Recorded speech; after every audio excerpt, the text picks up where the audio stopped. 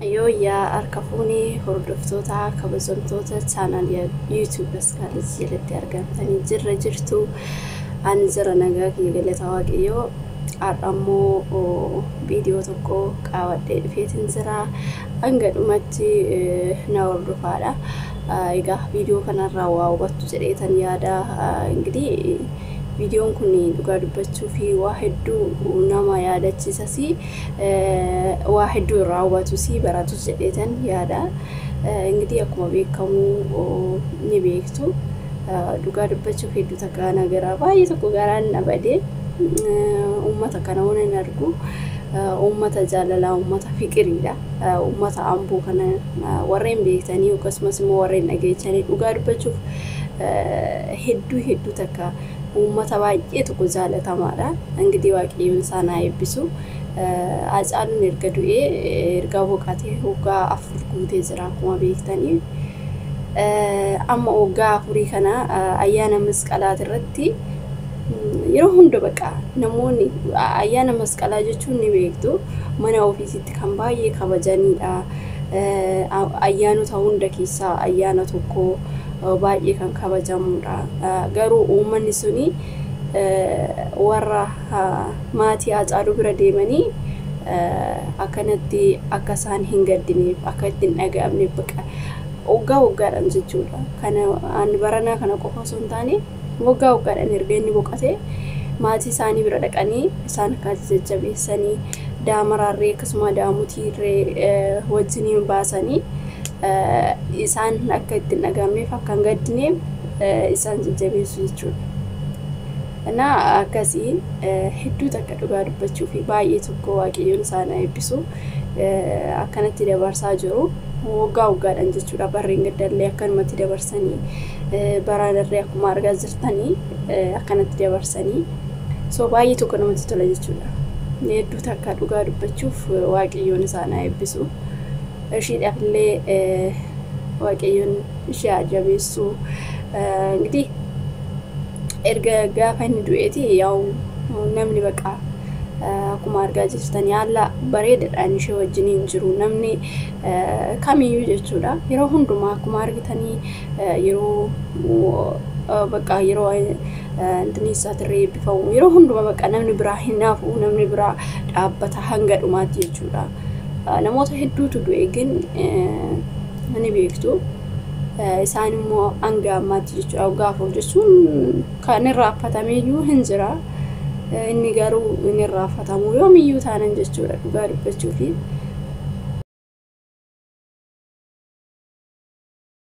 jaalalaa ummata fiqirii guddaa galatoomaa maatii Hacaaluu biratti argamanii daamara wajjin baasanii akka isaan hin gaddineef gadda isaanii irraanfachiisanii dhugaa dubbachuuf hin erga du'ee waggaa 4 guutee jira akkuma beektanii. So har'ammoo guyyaa masqalaa gisee daamutii kuban jechuudha. Isaan maatii isaanii biratti argamanii maatii isaanii jajjabeessanii akkanatti isaan biratti argaman uummata fiqirii dhugaa dubbachuuf uummata jaalalaa uummata tokkummaa beeku jechuun uummata akkanaati. Uummata amboo hedduu takka galatoomaa waaqayyoon isin haa eebbisu. Dhugaa dubbachuuf baay'ee nama gammachiisa akkanatti tokkummaa qabaachuun uummata akkanaa dhugaa dubbachuuf kuni uummanni amboo jechuun dhugaa dubbachuuf uummata jaalalaati uummata fiqirii kan yeroo hundumaayyuu anillee maalitti beektarreen an jechuun keessanii oolu dhugaa dubbachuuf uummata namoonni achi hedduu takka dhugaa baay'ee nama ciccimuudha beektanii. Ummata amboo sun hedduu takka namoota baqa namoota goobazoota warraan eessanii wal jaallatu ummata fiqiriidha. Kanaafiyyuu bagaachitti dhalatee jechuun barbaade odoo biyya biraatti dhalatee yoo sana irraanfatanii ummata fiqiriidha jechuudha. Ummata amboo jechuun baay'ee tokko namatti tola dhugaa dubbachuuf baraan akkanatti wajjiniin ba'anii akka isaan hin gaddineef ayyaana isaa wajjiniin oolanii baqa dagachiisanii jechuudha. Akka Hacaaluu hin yaadanne garuu yaadachuun dhiisanii akkuma argitan ati Ati mana Hacaaluu amma ammaatti yaazanii ofirraa hin baasne dhugaa dubbachuu waan baay'ee nama gaddisiisu amma waggaa 4 guutee jira yaa. Kanaaf yeroo hundumaayyuu baqa tokko ta'anii harka wal qabatanii isaan bira dhaabbatanii hedduu takka dhugaa dubbachuuf keessattuu artist Adoles galatoomii dhugaa dubbachuu fi hedduu takka waaqayyoon isaa eebbisu jechuun ani dhugaa baay'ee jechan qabuu fi nama gaariidha. Yeroo hundumaayyuu baqa biratti argama jechuudha. Yeroo hundumaa hundumti isaaniitu artistoonni hunduu namni yeroo hundumaa dhugaa dubbachuuf ani biratti nan argaa. Yaa'u viidiyoodhaanis ta'uu maalis ta'uu yeroo hundumaayyuu biratti ni argamu jechuudha. Akkuma argaa jirtanii bira dhaabbatu keessattuu itti qaxafarii akkasuma indaayyuu baqa hedduu galatoomaa dhugaa waaqayyoon isaan eebbisu. Enggidi waan jechuu barbaade immoo inni dhaamsi kiyya inni dhumaa jechuudha. Tokkummaa qabaachuun jaalalli yoo jiraate waan namtu hunduyyuu ni jira jechuudha dhugaa dubbachuuf. Akkanatti uummata kana arguun dhugaa dubbachuuf baay'ee tokko keessi namaatirree beektee nama gammada. Ani amma viidiyoo sana argee hedduu takka dhugaa dubbachuuf na kaffaa'esi nan gammadesi.